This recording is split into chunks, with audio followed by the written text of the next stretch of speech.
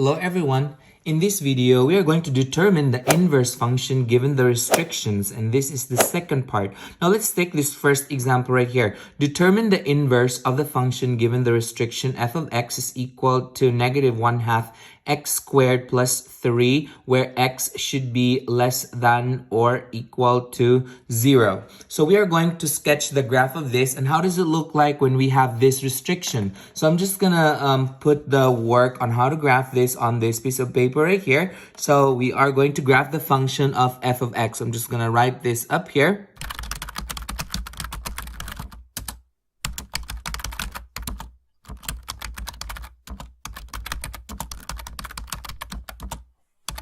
Okay, we can actually change this equation that we have here to its graphing form, where we have the h and the k. We can go ahead and rewrite this actually as y is equal to negative 1/2.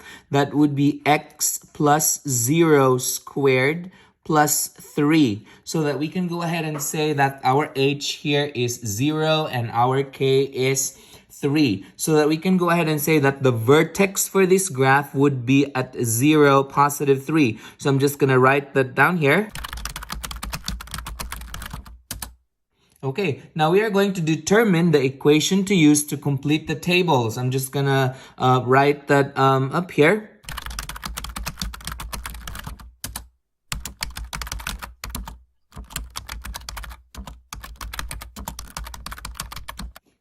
So the trick to determine the equation to use to complete the table is to cover the h, and we also have to cover the k, and whatever the leftover, that's the equation that we're going to use to complete the table. So the equation would come out to be y is equal to negative 1/2, and that is x squared. So then we go ahead and say that from the vertex,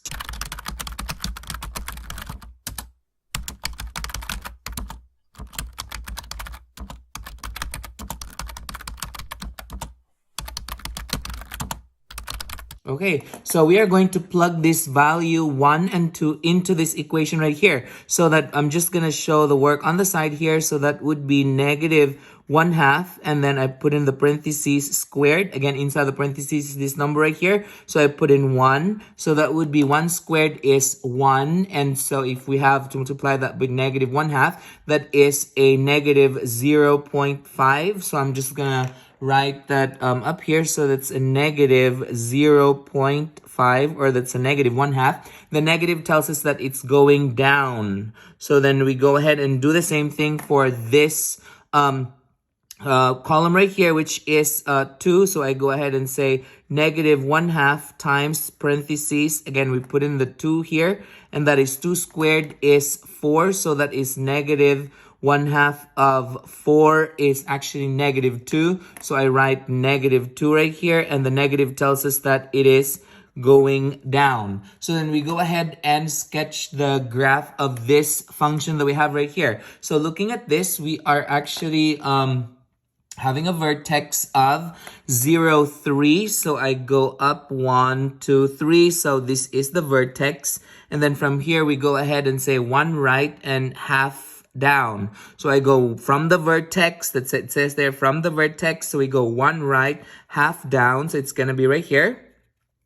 And then 2 right from the vertex, 1, 2, then we go 2 down, 1, 2. So this is where the graph is going to sit, since this is a quadratic equation that we have here. So the shape of the graph is a parabola, so we're going to reflect it across. So that's the other dot right here. And this other dot is going to sit at the same time right here. So that we can go ahead and sketch the graph of the parabola right here. So this is how the graph is going to look like. So I'm just going to draw the sketch the graph right here and approximate it to be somewhere around here.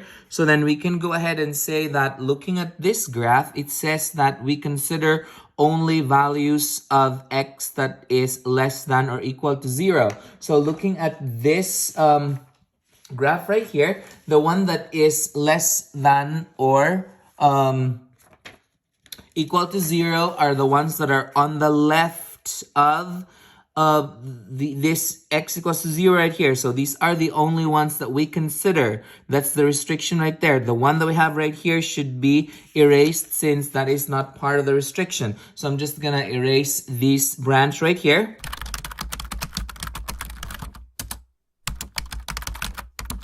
Okay, and so we go ahead and say that this is the graph of this function that we have here with its restriction, and that is x is less than or equal to 0. By the way, looking at this, the domain for the graph that we have here for this function is, the domain for this is gonna be x is less than or equal to 0, and the range for this, that means up and down, are the ones that are lower than 3, so that is y is less than or equal to positive 3. Now let's move on to determining the inverse for this, so that we can go ahead and say that this function that we have here, we can actually rewrite that up here.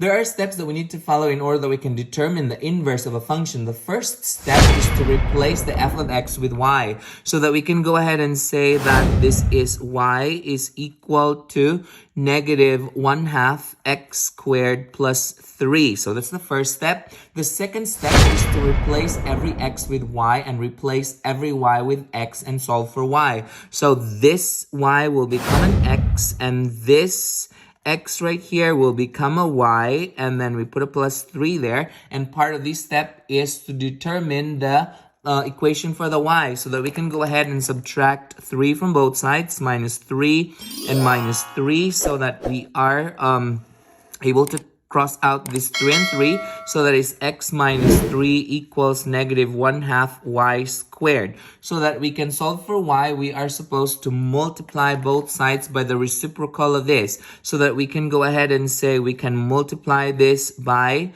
negative 2. That's 2 over 1, and then we multiply the same thing here by negative 2 right here, so that we can go ahead and say that we can cross out the negative 2 and the 1/2 right here, so that turns into a 1, so that we are left with negative 2 parentheses x minus 3 is equal to y squared. Since part of the second step is to solve for y by itself, we can go ahead and square root both sides. So we square root this, so we can cross the squared and the square root. Now we remember that when we square root, we are getting two answers, the positive version and the negative version, so that we are left with y is equal to positive negative square root of negative 2x minus 3. Now, the problem here is that which of these two solutions, the positive or the negative, do we pick? Now, looking at this, there's a trick. X is less than 0. So if this inequality is less than 0, we pick the negative. So we are going to pick the negative right here, so that we can go ahead and rewrite this as, that would be y is equal to negative square root of negative 2x minus 3. So that from here, we are now ready to move on to the third step. The third step is to replace the y of the equation solved in step 2 with f negative 1 of x, so that we can go ahead and write our inverse function to be f negative 1 of x is equal to negative square root of, that's going to be negative 2 parentheses x minus 3. So this is the inverse of this function that we have, or this restricted function that we have right here. Now again, notice that we have a less than, and so if it's less than, we pick the negative solution. Since we square rooted it, it has two solutions, the positive and the negative. Less than, we pick the negative, and so we have the solution here is a negative square root of 2 parentheses x minus 3. This is the inverse. Now let's graph this inverse function right here. Let's see if this, or the graph of this, is actually symmetric to the y is equal to x line. So that I have here another piece of paper. We are going to sketch, or we are going to complete the table so that we can sketch the graph of this inverse function. So I'm just gonna write that up here.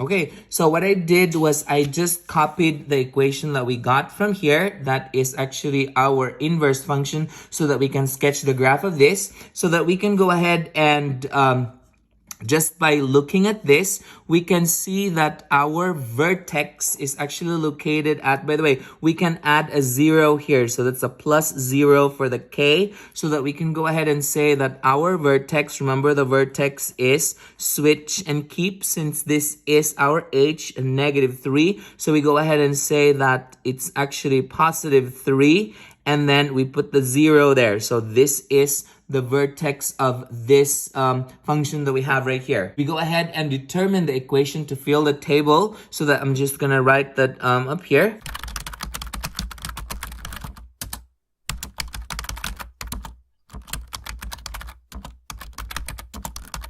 Okay, again, the trick here is that we are supposed to cover the h, and at the same time we cover the k. Whatever the leftover is, that would be the equation that we're going to use to complete the table. So that the leftover here would be y is equal to negative square root of -2 parentheses x.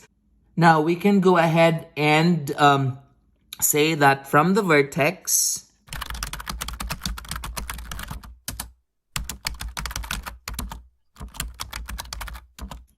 okay, notice that the value before this 2 here is a negative. This tells us that this or the graph of this square root function is directed to the left, since this is negative. So that we can go ahead and say that in this table we are going to write 1 left. Since this is again a negative, it's directed to the left, and we go ahead and say 2 left, so that we can go ahead and fill this table in. So we're gonna start with the first blank right here. So we use this equation, so that would be negative square root of -2 parentheses. Again, inside the parentheses, we're going to write this value right here, which is 1. So I put 1 right there. So that would be equal to, that's negative square root of, by the way, since this is left, we go ahead and say this is a -1. So that's a -1 because that's left. So I put the negative there because, again, that is left. So square root of -1 times -2 is a +2. So I put that in there, or approximately this is actually -1.4. So I write this value right here. So -1.4. Since this is negative, we go ahead and say that we are going down. So I'm just going to label this as down. And then we do the same thing here. So we are going to write negative of the square root of -2 parentheses. Again, since we say this is left, so this would be a -2. So that we can go ahead and say that, so that would be a negative square root of -2 times -2 is +4. So that the square root of +4 is 2. So that would be a -2. So this one right here would come out -2. And so that means we are going down. So that we can go ahead and say that we can graph this function right here, or the inverse. We go ahead and say that the vertex is 3, 0. So that would be on 3, 1, 2, 3, 0. So this is the vertex. And we go ahead and say from the vertex, we go 1 left. So we go 1 left. And then we go down -1.4. So -1.4 should be somewhere around here. And then 2 left. So from the vertex, 1, 2. And then we go down 2. So I go 1, 2, down 1, 2, 1, 2. So it's going to be right here, so that we can go ahead and connect these dots together. So this is where this is how the graph is gonna look like. So this is the shape of the graph. We can actually change the color for this one right here. So I'm just gonna change the color for this to blue. And so this is the graph of the inverse function. So that we can go ahead and say that this inverse graph here has a domain of that would be x is less than or equal to 3, and the range for this would be anything less than 0, so y is less than or equal to 0. So that's the range of the blue graph right there. As you can see here, we can tell from this graph that these two are actually symmetric with respect to the line of symmetry, which is y is equal to x. I'm just gonna draw the line of symmetry right here.